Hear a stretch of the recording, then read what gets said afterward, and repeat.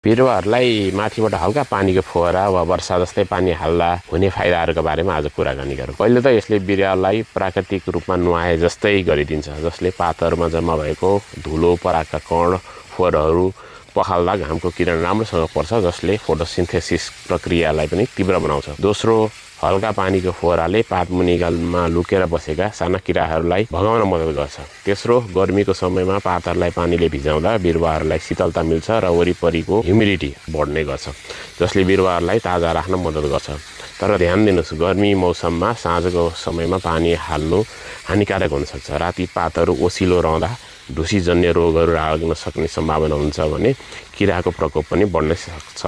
त्यसैले भरसकी चाहिँ यसलाई बिहान 5 देखि 9 बजेको समयमा पानी पटाउँदा राम्रो मानिने गरिन्छ। यदि बिहान पानी पटाउन मिल्दैन भने बेलुका पानी पटाउँदाखेरि भरसकी जरा मात्रैमा भिज्ने गरी पानी पटाउनु उपयुक्त हुन्छ। धन्यवाद।